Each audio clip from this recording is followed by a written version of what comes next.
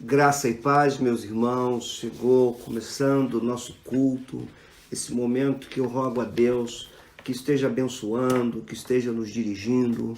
Nós dependemos completamente dele, da sua graça, do seu Espírito, da sua misericórdia sobre nós. Nós estamos distantes pessoalmente, como tenho dito e repetido, mas é pela graça do Senhor que nem as circunstâncias conseguem nos separar, nos dividir. Estamos mais do que nunca unidos, porque é bom que os irmãos vivam em união e não somente estejam reunidos. Como eu disse, hoje é um domingo muito especial. Domingo especial para toda a comunidade cristã.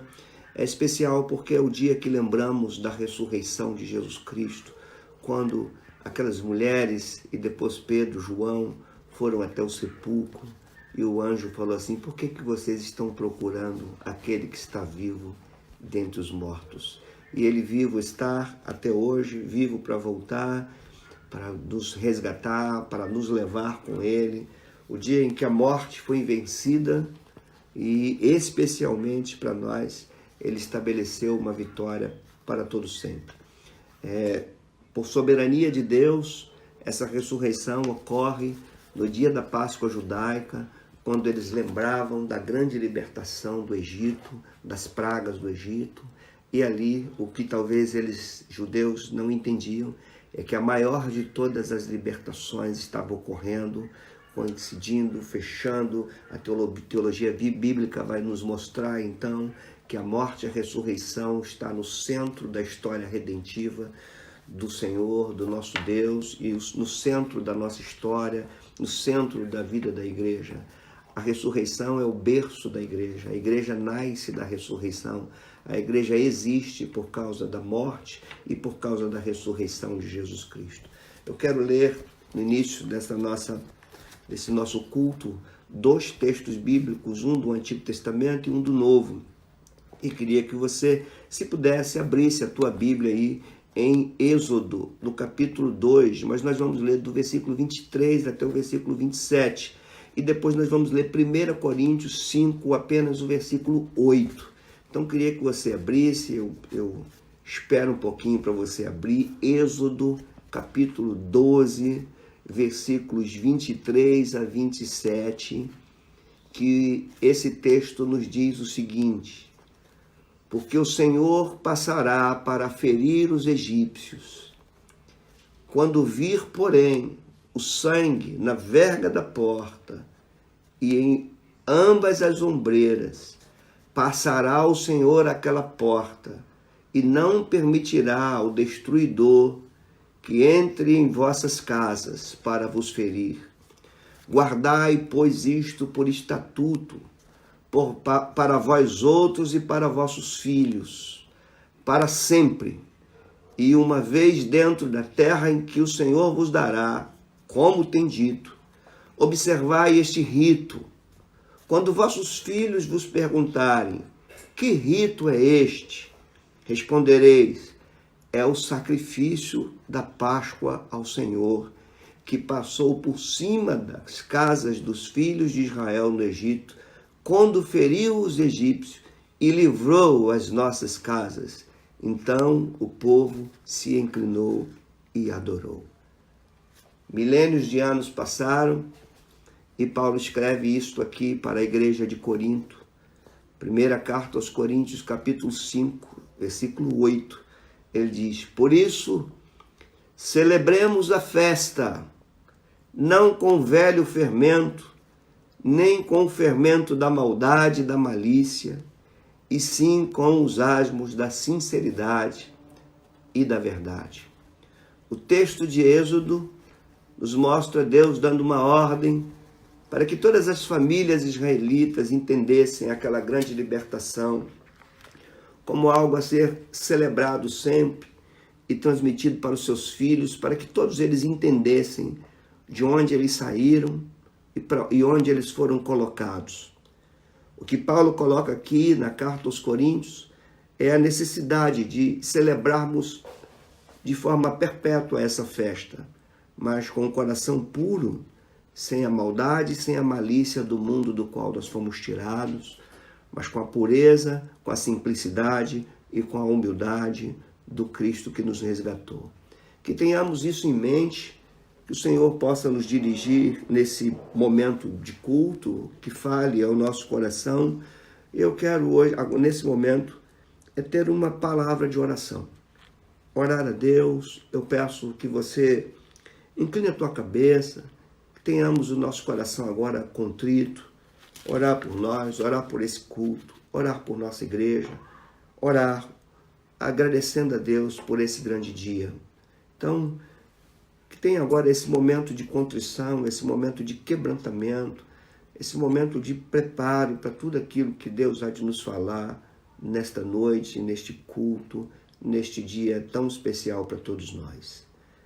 Senhor Deus, ao ler essas palavras, o nosso coração queima, o nosso coração arde, porque se não fosse esta tua obra, nós não estaríamos aqui agora invocando o teu nome, nós não estaríamos tendo esperança. Senhor, nós te pedimos que neste momento tu venhas observar o nosso coração, o nosso interior, a nossa alma, porque temos professado fé em ti, no teu nome, na tua obra, e suplicamos pela tua misericórdia se porventura a nossa vida não tem correspondido a tudo que tu fizeste. Senhor, agarrados na tua infinita graça e nessa obra indestrutível do seu Filho, nós te clamamos que seja uma noite de renovo, uma noite onde a tua graça, a tua verdade estejam governando nossa mente, nosso coração.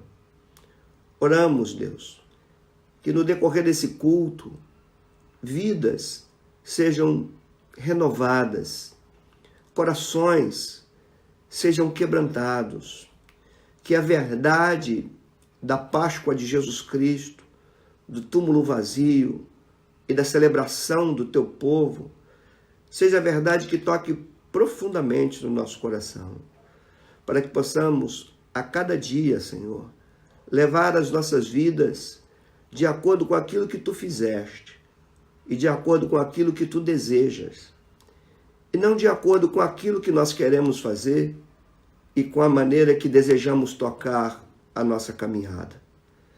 Tenha misericórdia, Senhor. Essa semana foi uma semana de nós trazermos à memória o centro da nossa vida, que é o Evangelho. A morte do teu Filho na sexta, a ressurreição do teu Filho hoje. Por conta desses dois grandes acontecimentos, que são dois lados de uma única obra, por conta disso, nós temos esperança, nós estamos vivos, nós podemos te chamar de Pai, podemos chamar uns aos outros de irmãos. Senhor, livra-nos do coração soberbo, altivo, dai-nos um coração de simplicidade, de humildade, de pureza, que possamos a cada dia acordar nos alegrando, porque um túmulo está vazio, uma cruz está vazia, mas tem um trono cheio. Como diz a tua palavra no livro dos Salmos, o Senhor estabeleceu o seu trono nos céus, e o seu reino é sobre tudo e sobre todos.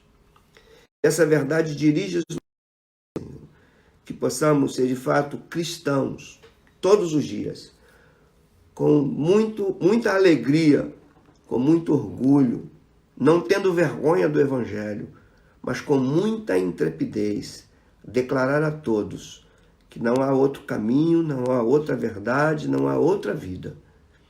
Senhor, eu oro também nesse momento de início de culto, por todos aqueles que nesse tempo de quarentena têm andado apreensivos, talvez, Senhor, atingidos por esse confinamento. Meu Deus Santo, que no decorrer deste culto o teu Espírito esteja avivando, renovando, encorajando, Senhor, plantando em nossas vidas confiança, esperança, para que possamos caminhar sempre para o centro da tua vontade, Senhor. É a nossa oração, em nome de Jesus. Amém. Meus irmãos amados, vale a pena a gente fazer alguns breves comentários sobre essa questão da Páscoa, e depois eu vou estar pregando a palavra hoje, e depois da mensagem, depois do sermão de hoje, eu vou transmitir alguns avisos, e como a gente faz sempre, nós vamos orar pelos aniversariantes, que eu sinceramente não sei quais são os aniversariantes que nós deveríamos estar orando hoje, como se estivéssemos lá no culto. Mas é muito importante porque eu estou lembrando aqui uma palavra do pastor Assir, da Maranata do Recreio.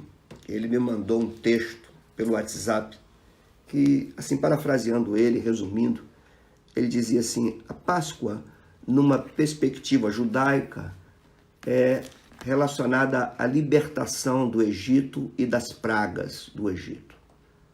A Páscoa, numa perspectiva secular, é comércio, coelho, chocolates, presentes. Essa Páscoa, numa perspectiva cristã, é vida, é esperança, é ressurreição. Então, eu estou com as palavras do pastor Assir, e aqui estou parafraseando ele, e dizendo que nós devemos ter uma compreensão assim da Páscoa. Embora tenha sentido a questão da Páscoa como libertação do Egito e das pragas, então não há erro em entender que a ressurreição é uma libertação, e é claro que é. Também não temos nada contra a comer os seus devidos chocolates, quem pode comer, né, os seus devidos chocolates, ganhar seus presentes, ganhar seus ovos de Páscoa. Do ponto de vista social, isso não tem nada de mais, e do ponto de vista espiritual, isso também não está errado, não é pecado, só não podemos confundir isso com Páscoa. A Páscoa, na verdade, o que a gente precisa entender é que o que ocorreu, hoje tem duas coisas que se encaixam, dois acontecimentos que se unem. No domingo que Jesus ressuscitou, era a Páscoa judaica. Então, como o Antigo Testamento e o Novo Testamento estão totalmente relacionados, por exemplo, a gente pode comparar a circuncisão do Antigo Testamento com o batismo no Novo. E a gente pode comparar a Páscoa no Antigo Testamento com a ceia no Novo Testamento. Isso a gente vê na quinta-feira que antecedeu a morte de Jesus, que ele, no dia que estava tomando a última Páscoa, com seus discípulos, ele pega um pão e diz: este é o meu corpo, e pega um cálice e diz: esse é o meu sangue. Ali ele vai, então, nós vamos entender que é a última Páscoa e a primeira ceia. Então, sem que você fique triste comigo, a Páscoa ela está relacionada ao cristianismo, mas não é uma festa cristã. Ela é uma festa judaica. Ela não é uma festa cristã. No entanto, no dia da Páscoa, Jesus Cristo ressuscitou. Acabou uma coisa sendo atrelada à outra. O que podemos errar é lembrar de Páscoa e não lembrar da ressurreição. Então, essa coisa de Feliz Páscoa é uma expressão muito popular, muito comum, mas a gente precisa entender que a felicidade que nós desejamos não vem da Páscoa judaica, vem da ressurreição de Jesus Cristo. E é por isso que Paulo vai dizer que ele é a nossa Páscoa, ele é o nosso Cordeiro Pascual, o texto que eu vou usar daqui a pouco no sermão de hoje, na nossa pregação de hoje. Então, esse entendimento é muito importante para nós, que a Páscoa é uma festa judaica e não necessariamente cristã. No entanto, ela está diretamente envolvida com o cristianismo, porque Jesus ressuscita no dia da Páscoa judaica, o que vai nos mostrar que Antigo e Novo Testamento se complementam, né? O Antigo aponta para o Novo e o Novo confirma o Antigo, e nós vamos ver que aquilo lá, a sombra, se torna realidade em Cristo Jesus. Isso é muito importante para nós. A gente vai ver daqui a pouco que a Páscoa era uma espécie de sombra, de algo que apontava a realidade futura. Essa realidade futura é Jesus Cristo. Tá bom? Então, para a gente entender um pouquinho essa questão da Páscoa tão comentada, tão falada, e nós precisamos ter uma compreensão teológica, histórica desta festa, desta comemoração, mas para nós o que vale não é a Páscoa judaica, e sim a ceia cristã, a ressurreição, o que nos faz entender também que a Páscoa não é algo de uma vez por ano. Todas as vezes que comemos do pão e bebemos do cálice, estamos lembrando da nossa Páscoa, que é a palavra que significa passar por cima, significa passagem, aquele que passa por cima.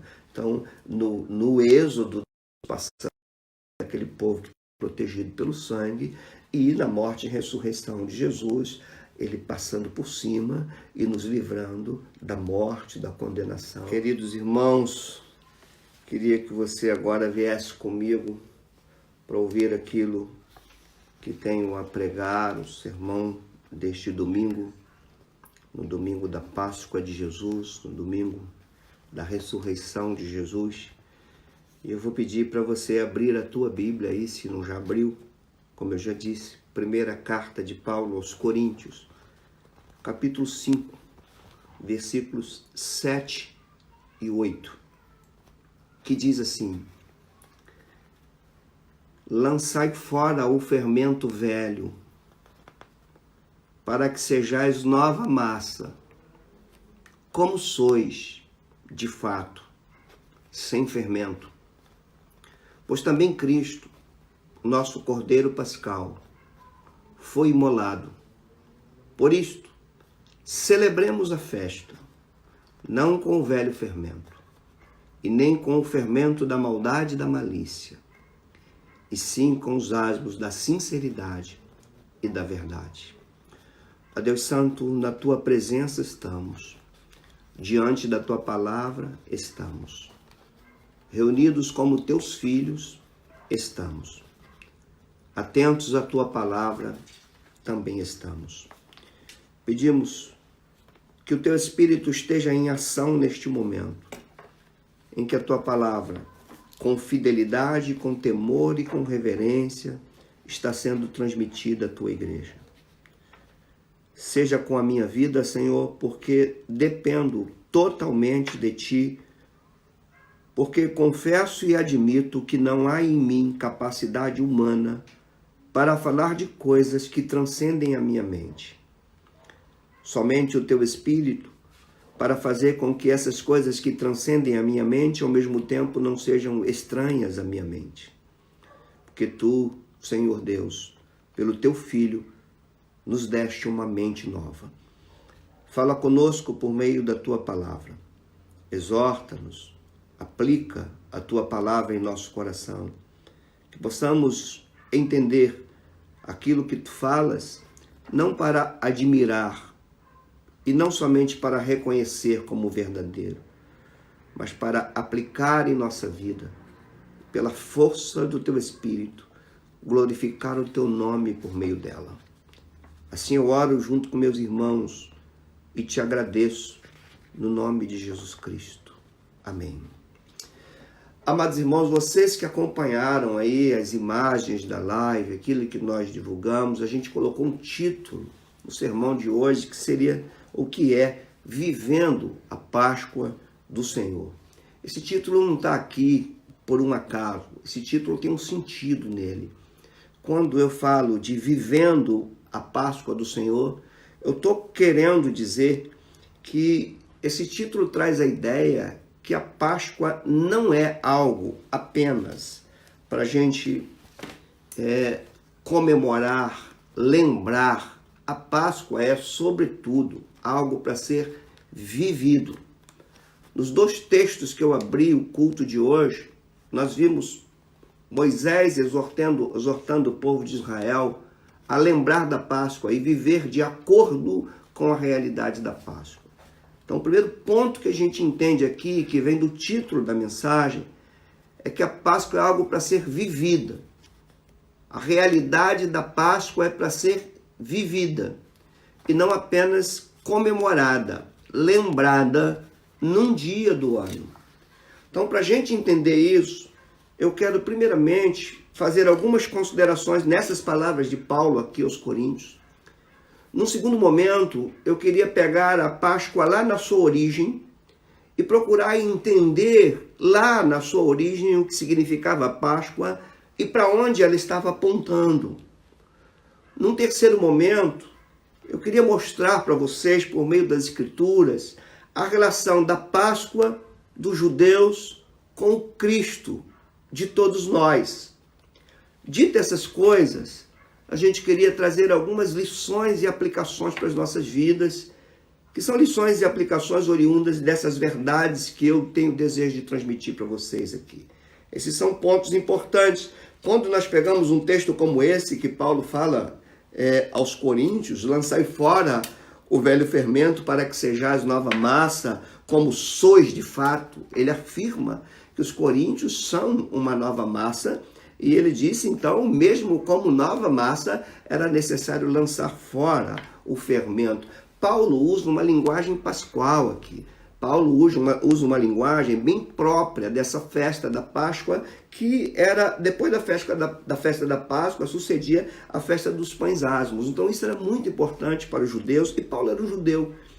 Paulo era um judeu, claro que um judeu com cultura grega e romana, mas era um judeu. E ele está com isso na mente aqui, por isso que ele chama Cristo aqui do nosso Cordeiro Pascal. Agora, o que nós temos que analisar e perguntar esse texto, por que Paulo usa a figura da Páscoa, a realidade da Páscoa em Cristo, para falar com os coríntios? O primeiro ponto que a gente precisa entender aqui é o contexto desse capítulo 5. Não sei se você percebeu, se já leu, o contexto aqui é um contexto de disciplina. Paulo está no capítulo 5 condenando o pecado dos coríntios, condenando a imoralidade severa que tinha ali e que eles, de alguma forma, não se impressionavam com isso, achavam o pecado, a imoralidade, que era própria da cultura de Corinto, achavam que ele era normal. E alguns até se jactanciavam, por isso que ele vai dizer, não está aqui, mas no verso 6 desse capítulo, ele vai dizer assim, não é boa a vossa jactância, vocês não têm que se gabar disso, vocês não têm que se orgulhar daquilo que é pecado, porque os coríntios, eles pecavam e não tinham a percepção do pecado, do erro e de como aquilo fere diretamente a sua fé, a sua verdade. Então Paulo vai exortar aqui os coríntios. Aqui é um capítulo de disciplina. Paulo chega a colocar esse irmão de Coríntios para fora da igreja, tal a gravidade do seu pecado, a amplitude do seu pecado, e no meio a essas coisas, ele então vai dizer que era necessário lançar o fermento fora. E era necessário lançar o fermento porque eles de fato eram já uma nova massa. É o que ele diz logo ali. Lançai fora o velho fermento para que sejais nova massa como sois. O que Paulo está dizendo aqui é que uma vez que a Páscoa é uma realidade, uma vez que Cristo é a nossa Páscoa, uma vez que isso se tornou real para nós, não é mais possível que o velho e o novo se misturem. Não é mais possível, por causa da Páscoa, que a velha maneira de viver se misture com a nova natureza que a Páscoa nos trouxe. Então Paulo aqui está repreendendo e está dizendo, não é boa a vossa jactância, e depois ele diz, por isso celebremos a Páscoa. Então ele mostra que a ressurreição de Jesus é algo para ser celebrado. Ele diz que Cristo aqui é a nossa Páscoa. E por isso ele vai dizer, lancem fora, não seja nem com o fermento da maldade e da malícia, e sim com os asmos da sinceridade e da verdade. Então tem algumas coisas muito importantes para nós aqui, a importância de entender a Páscoa do Senhor, a Páscoa de Jesus também como um elemento de santificação. Aqui Paulo está dizendo que se entendemos a Páscoa do Senhor, é impossível viver como vivíamos antes. As duas coisas não combinam, como ele diz aqui. Por isso, a gente vai entender aqui, vamos ver que isso é reforçado no Antigo Testamento, que Páscoa, por um lado, é vida e salvação, mas por outro lado, ela pode ser morte e condenação. Por um lado, ela traz paz e perdão. Por outro lado, ela pode trazer condenação e terror. Isso não é só dessa perspectiva de 1 Coríntios.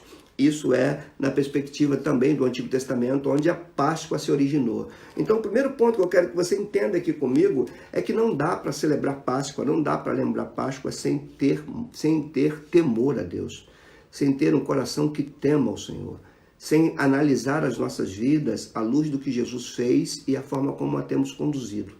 Então, você e eu somos agora chamados, diante desse texto de Paulo, a perceber se a forma como nós vivemos está relacionada ao velho fermento ou aos asmos da sinceridade e da verdade.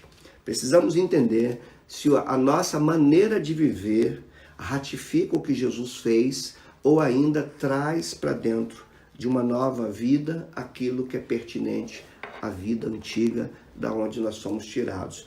Quando ele diz assim, celebremos a festa, isso também nos dá a ideia de que essa festa é contínua. Não é algo de um dia, não é algo de uma data, ela é perene, ela vai adiante conosco. Então é uma festa a ser celebrada, mas é uma festa a ser celebrada com pureza, com verdade, com santidade, com sinceridade, sem maldade, sem malícia, sem trazer para cá o que é de lá, sem trazer para a nova vida o que pertence à velha vida. Então Páscoa é mais do que ovo de Páscoa, é mais do que chocolate, é mais do que almoço, é também temor, é também santificação, é também um momento de olhar para nós e entender que pela ressurreição de Jesus nós temos uma nova vida, e se estamos vivendo esta vida nova ou se estamos trazendo para a vida nova aquilo que é pertinente à vida antiga, aquilo que nós éramos. Então, Páscoa é também divisor de águas entre o que éramos e o que somos e, sobretudo, para que somos. Agora, a gente precisa, então, entender a Páscoa na sua origem. Paulo está falando de algo que era muito comum na sua cultura, na sua teologia, na sua tradição religiosa. Paulo sabia de onde via a Páscoa, de onde começou a Páscoa, quais eram os significados da Páscoa, para onde ela estava apontando, e a gente precisa, então, entender isso também. E o texto base para entendermos onde começou tudo isso, e ele é muito rico, ele vai ampliar para nós horizontes que nós só vamos conseguir entender porque nós temos o Novo Testamento. Nós temos a revelação completa da Escritura, do cânon bíblico, mas o texto base é Êxodo, capítulo 12, versículos, o capítulo 12, vários versículos, mas eu vou ler com vocês apenas do versículo 1 até o versículo 12. Se você conseguir abrir aí, abra Êxodo 12, versículos de 1 até o 13, quando Deus vai dar uma ordem a Moisés, e Moisés vai transmitir essa ordem ao povo de Israel. O contexto aqui dessas palavras é um contexto em que Deus está trazendo juízo aos egípcios. Deus está trazendo a 10ª e a mais terrível praga, a morte dos primogênitos. Deus estava ferindo os egípcios e ia ferir qualquer um que estivesse fora dessa Páscoa. Então a palavra principal aqui é Páscoa, que significa já do hebraico aquilo que passa por cima. Então quando nós olhamos um texto como esse, eu vou ler aqui, diz assim: disse o Senhor a Moisés e a Arão na terra do Egito. Então eles estão escravos. Este mesmo será o principal dos meses, será o primeiro mês do ano. Falai a toda a congregação de Israel, dizendo: aos 10 deste mês, cada um tomará para si um cordeiro, segundo a casa dos pais, um cordeiro para cada família.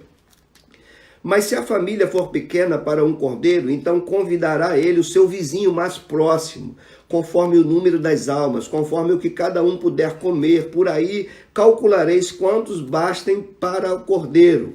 O cordeiro será sem defeito, macho, de 1 ano, e podereis tomar um cordeiro ou um cabrito, e guardareis até o 14º dia deste mês. E todo o ajuntamento da congregação de Israel o imolará no crepúsculo da tarde. Tomarão sangue e o porão em ambas as ombreiras e na verga da porta. nas casas em que o comerem. Naquela noite comerão a carne assada no fogo, com pães asmos e ervas amargas comerão. E não comereis do animal nada cru, nem cozido em água, porém assado ao fogo, a cabeça, as pernas e a fressura. Nada deixareis dele até pela manhã. O que, porém, ficar até pela manhã, queimá-lo-eis. Desta maneira o comereis: lombos cingidos, sandálias nos pés, cajado na mão. Comê-lo-eis à pressa.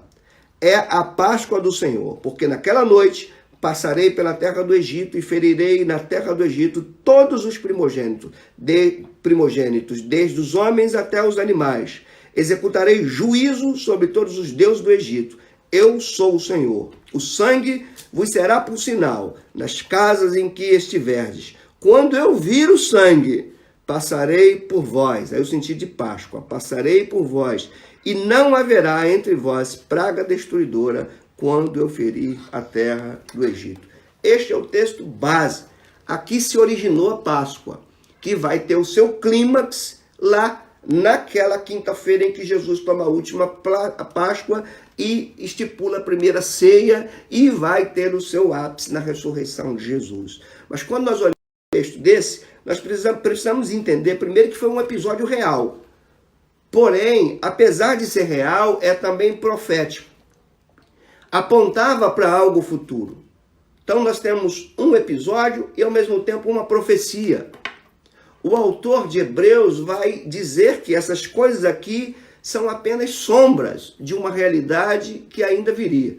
Então nós temos aqui um ato histórico, um episódio histórico, que também é um episódio profético, que é uma profecia, que se apresenta como uma sombra daquilo que ainda ia ser real. Quando você lê Hebreus 10, versículo 1, você vai ver o autor bíblico escrever o seguinte: ora, visto que a lei tem sombra dos bens vindouros, não a imagem real das coisas, nunca jamais pode tornar perfeitos os ofertantes, com os mesmos sacrifícios que ano após ano, perpetuamente, eles oferecem. Então a gente tem que entender aqui que a Páscoa, lá no Antigo Testamento, quando ela começou, embora ela fosse real, verdadeira, mas ainda era uma sombra e ainda não tinha o poder de dar a eles a salvação eterna, não poderia, aqueles sacrifícios não seriam capazes de aplacar a ira de Deus de uma vez por todas.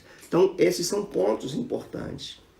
É um texto-chave de um episódio real, de um episódio profético, que atua como sombra. Outro ponto aqui da Páscoa é que ela tem um sentido perpétuo, como a gente leu no início. Quando seus filhos perguntarem o que é isso, dizei, é a Páscoa do Senhor. Vocês vão fazer isso por todo o tempo que estiverem na terra. Então a Páscoa era algo que eles realizaram a primeira vez, indo em direção à terra da promessa. Daí a ideia de a Páscoa também ter um tom de peregrinação que a gente vai ver daqui a pouco. Como isso ia acontecer, como eles precisavam se preparar para esse dia. Então tem todo um preparo. Deus deu a ordem. Moisés então instruiu as famílias de Israel, dizendo: tome um cordeiro, esse cordeiro tem que ser sem defeito, tem que ser puro. Ele precisa ser assado por inteiro, não pode ser parte dele, é por inteiro. E vocês vão comer esse cordeiro juntamente com ervas amargas e pão sem fermento, em pão asmos. Esses os três principais elementos. Vocês devem tomar também com o lombo cingido, com cajado na mão, e devem comer às pressas. Então, quando a gente monta isso tudo, a gente vai entender um outro ponto da Páscoa lá no Êxodo. Ela também era vida e morte. Aqueles que estavam... A Páscoa não deixa meio termo. Quem é tomado pelo sangue está salvo. Quem não é coberto pelo sangue está debaixo do juízo. Lá também, as famílias de Israel que estavam dentro das casas, protegidas com o sangue do cordeiro, eles deveriam comer o cordeiro, o sangue do cordeiro, eles tinham que aspergir nas portas. Então, quando o anjo destruidor passasse, ele não entraria nas portas que estariam com sangue, mas ele ia entrar em todas as portas sem o sangue. Então isso mostra que a Páscoa mostra salvação e juízo também.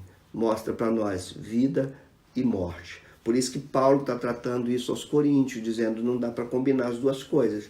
Ou você está na vida, ou você está na morte. Ou você está na nova vida vinda da ressurreição, ou você está na antiga vida ainda morto espiritualmente. Então a gente precisa entender agora o conteúdo da Páscoa e a forma como esta Páscoa era celebrada, como os israelitas tratavam disso, para a gente ver que aplicação tem isso e para onde essa Páscoa está apontando. Então são realidades do Antigo Testamento preciosas demais para nós.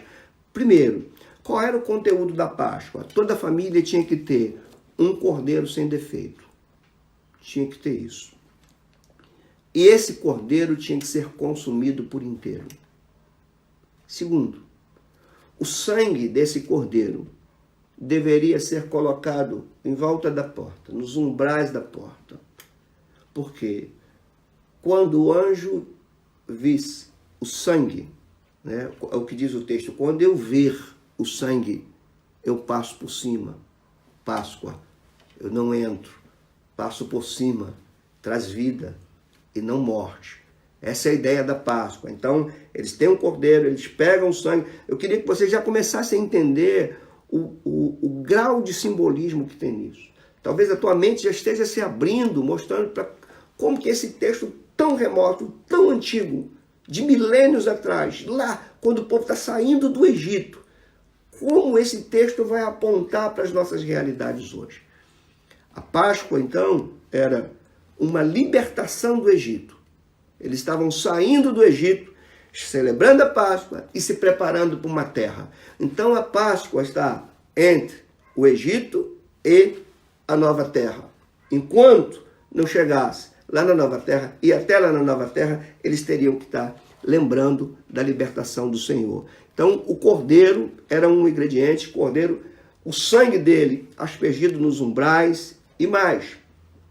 Eles deveriam comer com pães sem fermento, simbolizando pureza, simbolizando falta de mistura.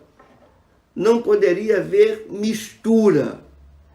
O pão deveria ser puro. Por isso que Paulo está falando aos Coríntios, não misturem, não coloquem para cá o fermento da maldade, da impureza, do pecado. Traga sim os asmos, a pureza, da sinceridade e da verdade. Ele está em mente a Páscoa. Por isso que ele diz, porque Cristo, o nosso Cordeiro Pascal, o que poderia ser traduzido do grego, Cristo, a nossa Páscoa. Então, reparem como nós somos privilegiados, porque nós olhamos o Novo Testamento e ele ilumina o Antigo, ele traz luz para a sombra. Quando nós olhamos só o Antigo, nós estamos lendo a sombra.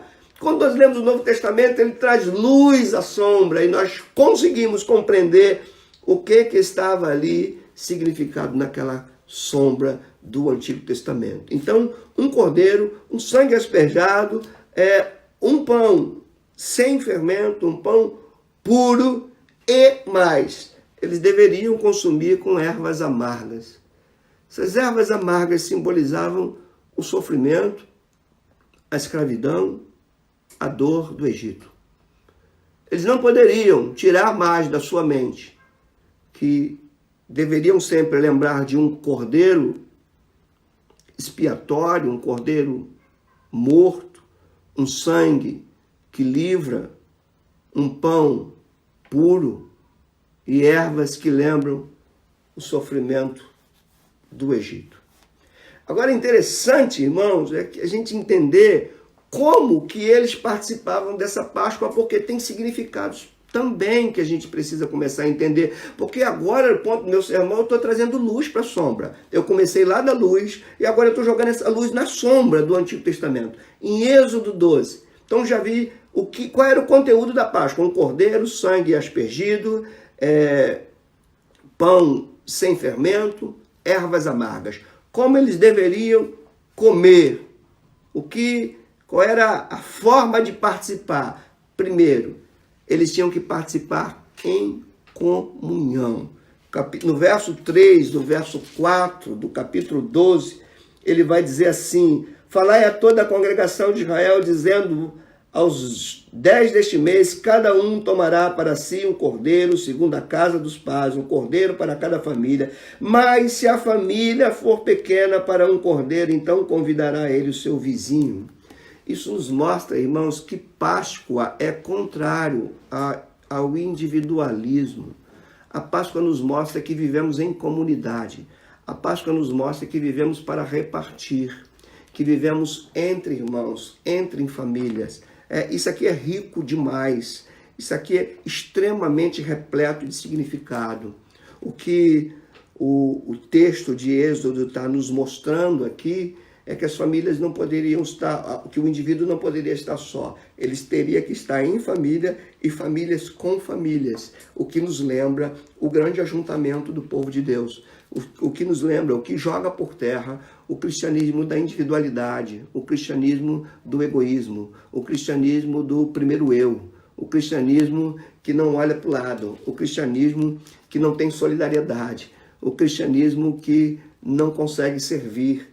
Aqui a gente vê tudo que Cristo fez, Cristo serviu, Cristo partilhou, Cristo doou, tudo o que ele fez está aqui explícito, tá? Ou melhor, implícito aqui nesse texto sagrado. Então a primeira maneira que eles deveriam participar da Páscoa era em comunhão. Por isso, você que está me ouvindo, você tem que estar em comunhão com a igreja. A igreja que vive a verdadeira Páscoa, a Páscoa eterna, a Páscoa da ressurreição de Jesus. Estar em comunhão com a igreja, celebrar o culto, celebrar junto com os teus irmãos, repartir com teus irmãos, repartir abraços, repartir sorrisos, repartir lágrimas. Daí, quando você olha, a característica da igreja é chorar com os que choram, se alegrar com os que se alegram, instruir-vos mutuamente, porque esse cordeiro era partilhado entre família e entre famílias. O pão não é meu, o pão é nosso. O pão é o nosso de cada dia. É coisa de partilhar. Não é o Deus meu, é o Deus nosso. O Pai não é meu, o Pai é nosso, é Pai nosso, é pão nosso, é plural, não tem lugar para a individualidade. E a Páscoa nos ensina isso. A Páscoa nos chama a nos indagar se somos isolados, se queremos viver sozinhos.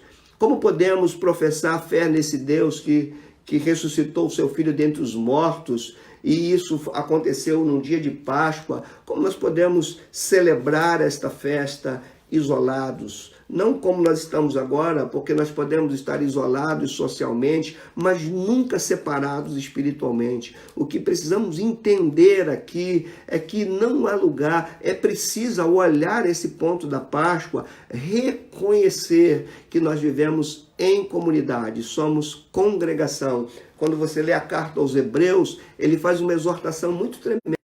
No 10, ele diz: não deixeis de congregar como alguns estão fazendo. Então é o meu recado para você que coloca o culto em segundo lugar, que coloca o ajuntamento em segundo lugar, e o momento da ceia, sobretudo o momento da ceia, que lembra que é de fato a nossa Páscoa. Você não pode ficar em casa, você não pode desprezar isso, você não pode colocar. Se você entende o dia de hoje como o dia da ressurreição, e a ceia simboliza esta Páscoa, ou representa, ou melhor, a Páscoa simbolizava a ceia que nós temos hoje com o corpo e com o sangue de Jesus. Então leve isso a sério, coloque isso com prioridade na tua vida, porque eles tinham que comer em comunhão. A família tinha que estar reunida, eles não podiam estar isolados.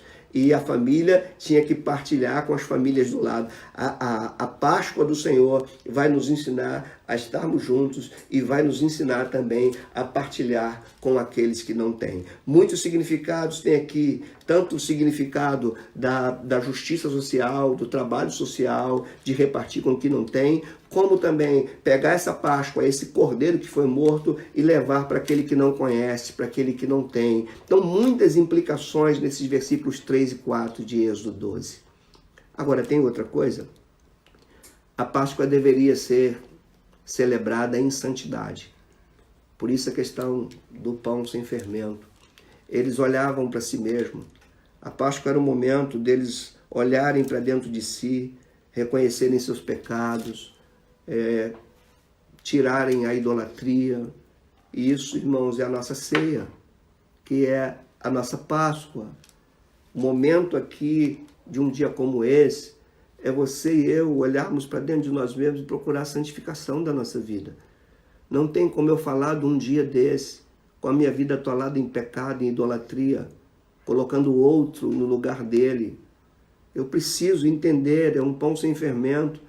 Eu não posso lembrar desse dia e ainda alimentar malícia no coração, maldade do coração.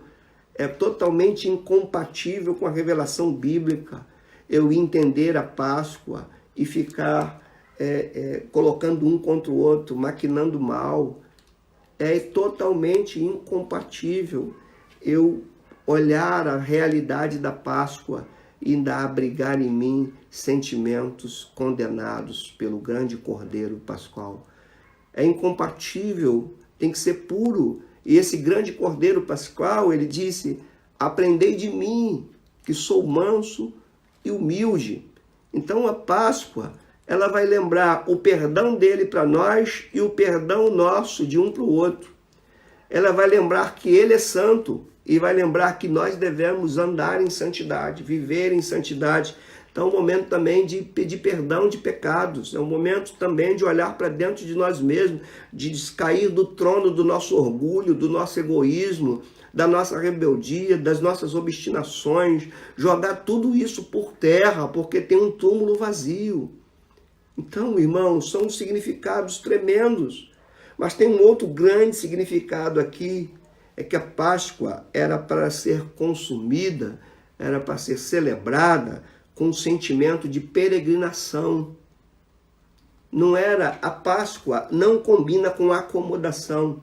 A Páscoa não combina com assentamento de acomodação, não vou sair mais daqui da minha zona de conforto. Porque quando Deus manda celebrar, ele diz assim, olha, no verso 11 do capítulo 12, ele diz: desta maneira comereis lombos cingidos, quer dizer, pronto, para se locomover e servir. Sandálias nos pés, armados para a caminhada. Cajado na mão. E depois ele diz: comê-lo-eis à pressa. É a Páscoa do Senhor. A pergunta que nós temos que fazer: por quê? Por que lombos cingidos? Por que cajado na mão? Por que sandália nos pés? E por que pressa? Porque a Páscoa deveria ser consumida no sentido de que isso não é a minha realidade ainda. Eu estou caminhando, eu estou peregrinando, eu estou indo adiante. Então isso vai jogar por terra o nosso comodismo. Isso vai jogar por terra, a Páscoa vai jogar por terra essa ideia nossa de acomodação. E talvez, irmãos, nesse tempo de quarentena que nós estamos vivendo, talvez nós estejamos sendo confrontados de como a gente estava tão confortável nos nossos templos, parados ali, esperando que Jesus venha, sem entender que somos um povo de peregrinação, um povo de caminhada, um povo de passagem. A nossa pátria não é aqui, nosso lugar não é aqui. Há uma missão para nós aqui. Não é lugar, não é momento de acomodar, não é o momento de nós ficarmos apenas desfrutando da nossa zona de conforto. Não, é lombos cingidos para servir, é sandália nos pés para caminhar, é cajado na mão e é pressa, é caminhar. O tempo urge, é sair caminhando e anunciando a Páscoa do Senhor, o sangue do Cordeiro, essa aí anunciando aos nossos filhos, porque a Páscoa deveria ser transmitida às próximas gerações, passar para os nossos filhos de onde Deus nos tirou, como Ele nos tirou, para que nos tirou e para onde está nos levando. Todos esses pontos estão aqui em Êxodo 12. Resta-nos então achar Cristo nessa sombra. Onde Cristo está nessa sombra? Lembra? Eles tinham que ter um cordeiro. E esse cordeiro tinha que ser sem defeito. E você vai lembrar João Batista bradando, dizendo sobre Jesus: eis aí o Cordeiro de Deus que tira o pecado do mundo. Então aquele cordeiro lá das famílias judaicas estava apontando para o Cordeiro de Deus que tira o pecado do mundo. A gente vê isso simbolizado, por exemplo, no sacrifício que Abraão ia fazer do seu filho Isaque. Ele ia sacrificar Isaque. Ele estava pronto para imolar seu filho, até que ele ouve uma voz do céu e olha para o lado, e do lado vem um cordeiro que é sacrificado no lugar do seu filho Isaque. Esse texto de Êxodo aponta para Jesus, que é o cordeiro que foi sacrificado no nosso lugar. Ele é o cordeiro que foi morto. Quando, lá em Êxodo, diz que o sangue desse cordeiro deveria ser colocado nas portas, simboliza, meus irmãos, o sangue que foi derramado e que nós lembramos na última sexta-feira. O sangue que foi derramado do Senhor está aspergido sobre nossas vidas. Por que o mal não nos pega? Por que estamos guardados? Porque há um sangue sobre nós. E era o sangue simbolizado lá como o sangue daquele cordeiro. Agora é o sangue de Jesus Cristo. Pedro, quando escreve a sua carta, ele diz: não foi com ouro ou com prata que nós fomos resgatados de uma vã maneira de viver, mas pelo precioso sangue de Jesus Cristo. Incalculável. Então não tem como eu passar esse dia sem lembrar do sangue que foi derramado, do sangue que foi aspergido, do sangue que deve estar na minha vida, na minha casa, na minha família, porque é esse sangue que me guarda, esse sangue que me protege, é este sangue que me purificou, é por este sangue que eu posso chamar Deus de Pai, porque Ele trouxe purificação para a minha vida e Ele me guarda, Ele te guarda, Ele nos guarda do mal.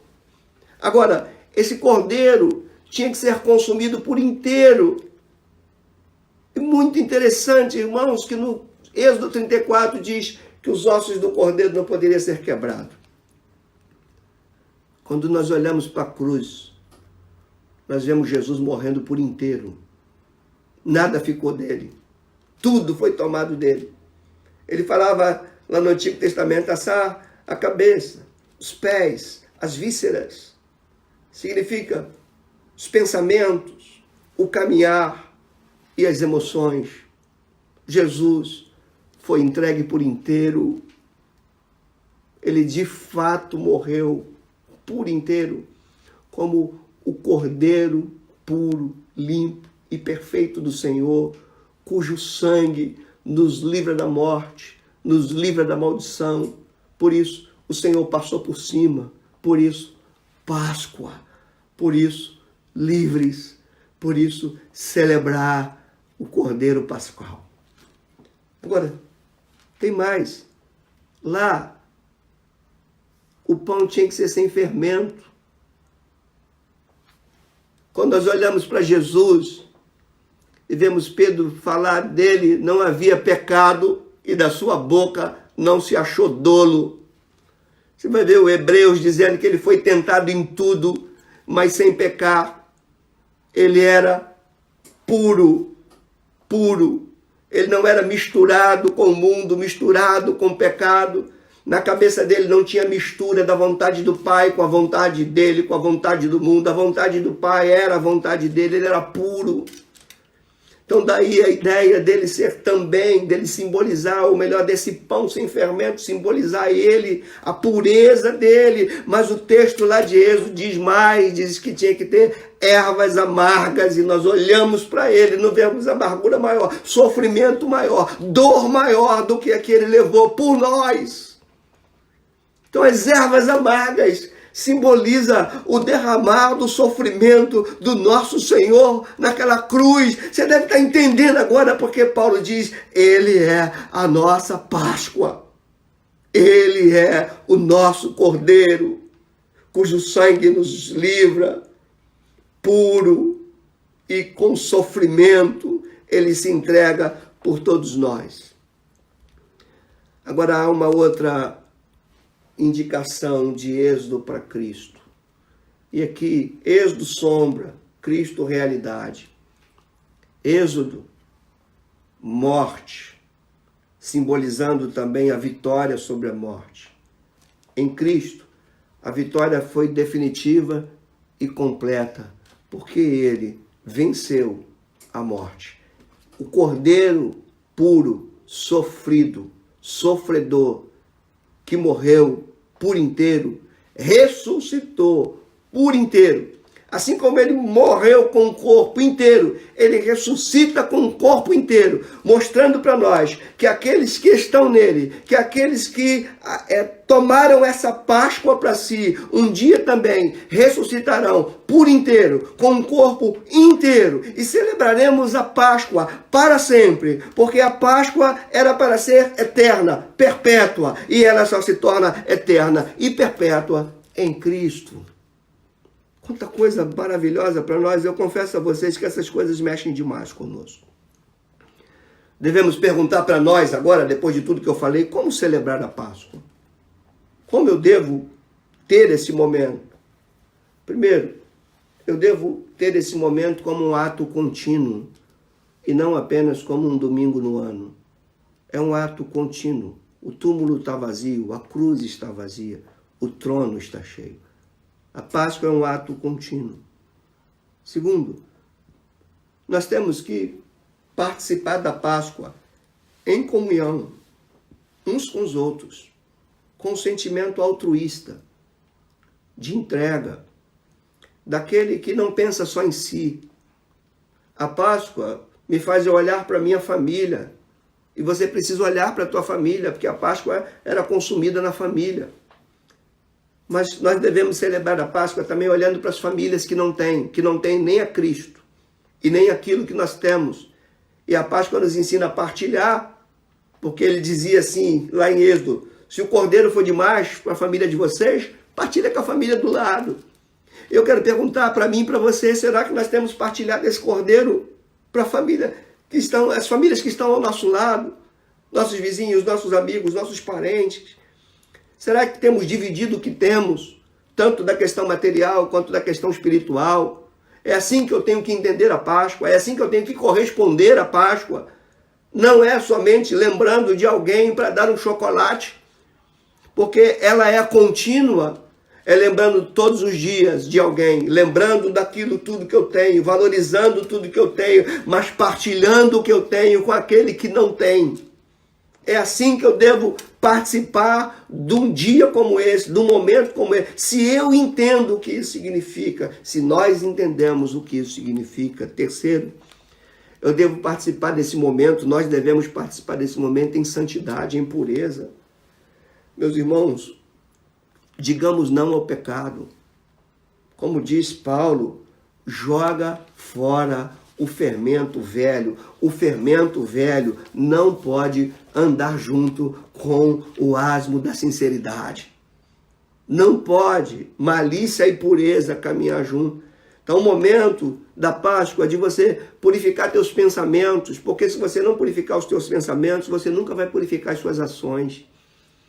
É guardar os pensamentos, por isso que o cordeiro era comido a cabeça, onde estão os pensamentos. Era comido os pés, que simboliza a nossa caminhada. Era comido o interior, que simboliza nossas emoções. Então isso para nós é muito especial. Eu preciso fazer uma análise de mim mesmo quando lembro de Cristo como o meu cordeiro da Páscoa, como a minha Páscoa. Aí eu preciso ver como anda a minha vida, porque eu tenho que celebrar a Páscoa em santidade. E talvez você vai dizer assim, será que eu não posso pecar? Não, você não deve pecar, mas você peca como eu peco.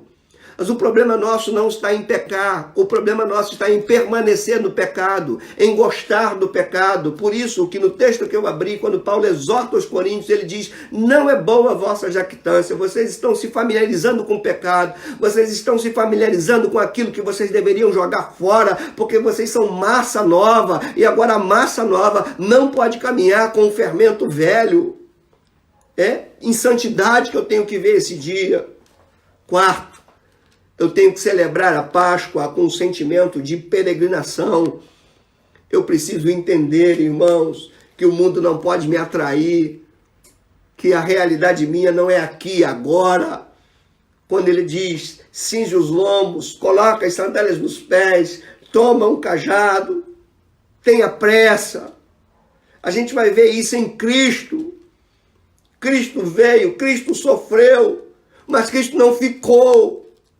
Cristo foi, porque o que ele veio fazer não era só terreno, não era só agora, não era só momentâneo. Por isso que o autor de Hebreus, quando fala do castigo dele, ele diz, pelo gozo que ele estava proposto ao Senhor, ele suportou a cruz. Por isso que Paulo vai dizer, se esperarmos por ele somente nesta vida, somos os mais infelizes de todos os homens. Por isso que Paulo vai dizer aos Filipenses, dizendo, a nossa pátria está nos céus, onde também aguardamos um Salvador, o Senhor Jesus Cristo. Então, a Páscoa deve ser celebrada com o sentimento de quem está em peregrinação, de quem é forasteiro aqui, usando as palavras do apóstolo Pedro nas suas 2 cartas, que ele chama os seus leitores de forasteiros, de peregrinos, palavras gregas que têm o sentido de que aqueles que estão em determinado lugar, mas que não têm desejo de fazer morada nesse lugar, porque a morada deles é outra. Lá no Êxodo, eles tinham que comer com pressa e caminhando, porque estavam indo para a terra prometida. Nós também temos que celebrar a Páscoa caminhando, porque estamos indo para novos céus e nova terra. Precisamos entender isso, meus irmãos, senão a gente não compreende nada do que é Páscoa. Precisamos entender essas verdades. O autor de Hebreus vai dizer isso. É muito interessante, Hebreus 11, verso 14. Eu queria ler com vocês esse texto, quando ele diz... Eu não ia ler mais um texto, mas esse eu preciso ler porque ele é muito importante para nós, porque é um texto que fala da galeria da fé, daqueles que eles estão sendo lembrados lá no Antigo Testamento, e o autor de Hebreus lembra disso, quando ele começa no verso 14, quando ele diz, verso 13, todos estes morreram na fé, sem ter obtido as promessas. Vendo-as, porém, de longe, saudando-as e confessando que eram estrangeiros e peregrinos sobre a terra, porque os que falam desse modo manifestam estar procurando uma pátria. Então a Páscoa é para ser celebrada e consumida com um princípio de peregrinação. Que lições nós temos para nós diante dessas verdades tão grandes, tão profundas, tão preciosas? Entenda e pergunte para você mesmo, o que é a Páscoa para você? É a festa de um dia ou uma obra eterna? O que é a Páscoa para você? Algo que você lembra no domingo do ano ou algo que você traz com você durante todos os dias da tua vida? Segundo, entenda a partir de hoje que Páscoa é libertação, mas também é alerta. Ela liberta, mas ela alerta. Ele dizia lá no Antigo Testamento, quem tiver com a casa coberta com sangue, está livre. Quem tiver fora do sangue, está sob perigo. Então, o ponto de você avaliar a tua vida. O que você está fazendo com o sangue que foi aspergido sobre ti? Se você o honra ou se você o profana. Então a Páscoa é também alerta, porque ela aponta para a santificação. A Páscoa, terceiro, entenda você que ela requer de nós alegria, por isso celebremos a festa. Mas é uma alegria que não pode ser desprovida de temor.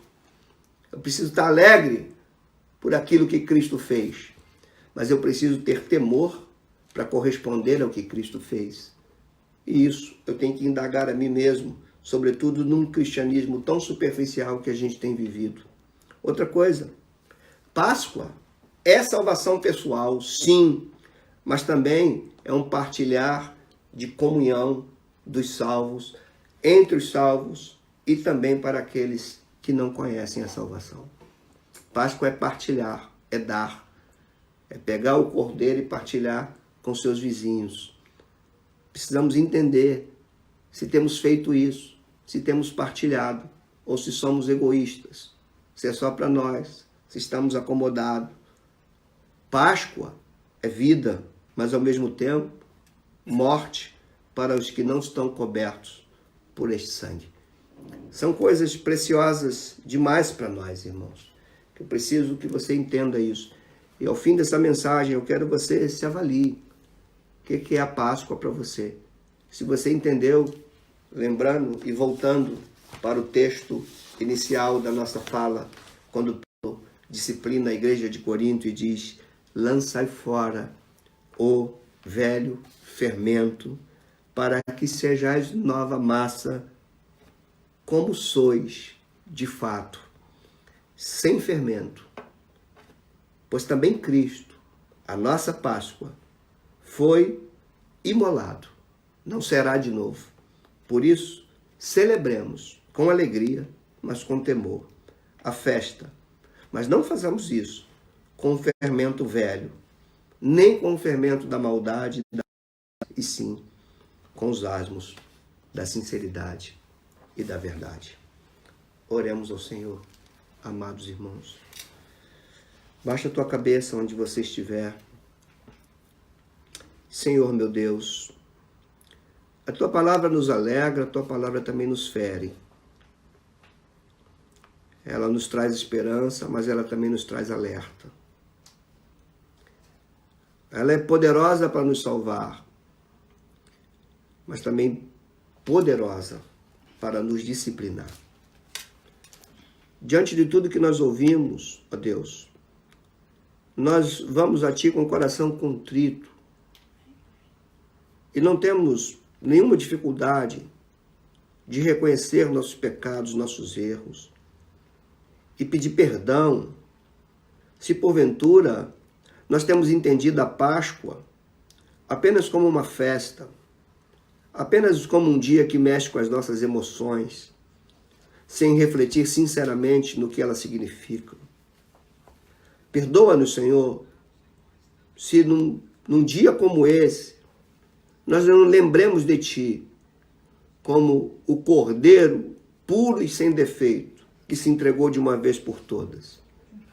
Como um sangue que por meio do qual nós podemos ser purificados de todo pecado, de toda injustiça. E um sangue que estabelece uma nova aliança. Se não temos percebido isso, Senhor.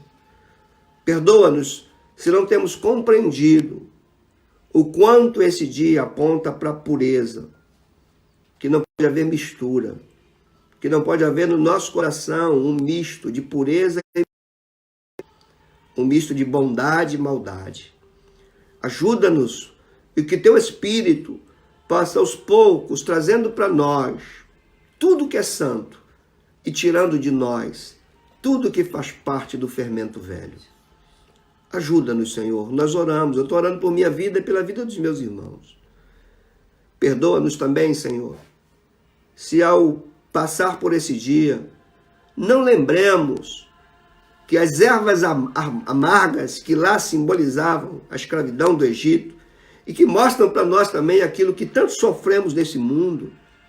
Perdoa-nos se nós não estamos lembrando que esse nosso sofrimento do Egito foi derramado sobre Jesus. Perdoa-nos se não estamos enxergando que Ele sofreu não pelo que Ele fez, mas por aquilo que nós fizemos, Senhor. Perdoa-nos se não contemplamos isso na Páscoa.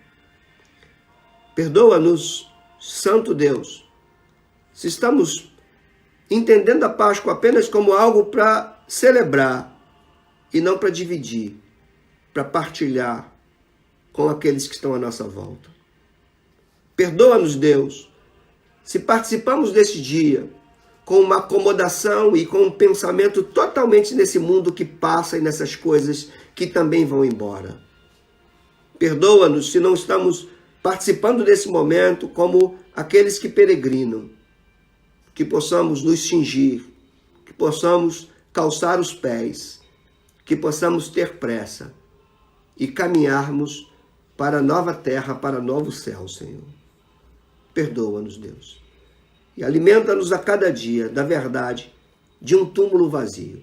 E entendermos que a Páscoa agora é eterna, totalmente eterna. Que não é mais a sombra, é a realidade. Que podemos nos apossar disso, porque é uma obra que ninguém desfaz. Seja conosco, alimenta-nos como teu povo e conduza-nos na tua verdade, hoje e sempre, Senhor. Em nome de Jesus. Amém.